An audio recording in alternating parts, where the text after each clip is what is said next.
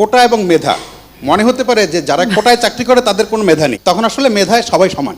এখন আমার সামনে যদি দুইটা অপশন থাকে যে দুইজনই সমান মেধাবী, একজন মুক্তিযুদ্ধের সন্তান, একজন রাজাকারের সন্তান, আমি অবশ্যই মুক্তিযুদ্ধের সন্তানকে চাকরি দিতে চাই। অবশ্যই। তো কোটা আর মেধা তো এক জিনিস না, তো এইখানে দ্বন্দ্বটা সৃষ্টি করে, এটা একটা ট্যাকটিস।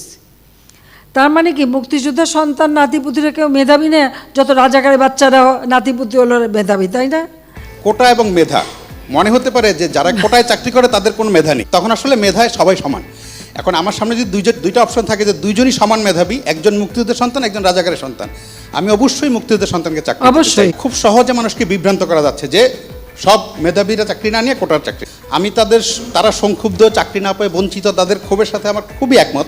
আমার আপনার কাছে আবেদন থাকবে যে আপনারা যেই ধৈর্য দেখিয়ে যাচ্ছেন সেটা দেখিয়ে তাদের সাথে যদি কোনোভাবে তাদেরকে বুঝিয়ে শুনিয়ে কার কত সেটা পরীক্ষা প্রিলিমিনারিতে হয়, তারপর পরীক্ষা হয়, রেজাল্ট হয়, ভাইবা হয়, সেই সময় যেটা বাস্তব। তো যদি মুক্তিযোদ্ধার সন্তান হয় তো সেই পাবে।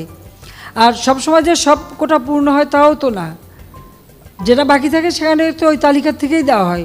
এর মধ্যে অনেক চাকরি কিন্তু ওই তালিকা থেকে দেওয়া হচ্ছে এটা, এবং সেটাও একটা নির্দেশ আমি দিয়েছিলাম। কাজে এটা কিন্তু আছে, কিন্তু সেখানে অবশ্যই মুক্তিযুদ্ধ অগ্রাধিকার পাবে, এটা তো দিতেই হবে। এখন এই যে মেধা আর কোটা নিয়ে, তো কোটা আর মেধা তো এক জিনিস না, তো এইখানে দ্বন্দ্বটা সৃষ্টি করে, এটা একটা ট্যাকটিস।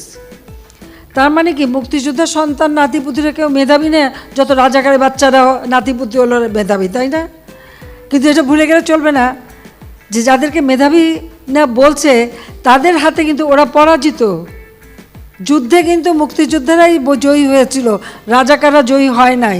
তারা পাকিস্তানিদের পদলেহন করেও পরাজিত হয়েছিল।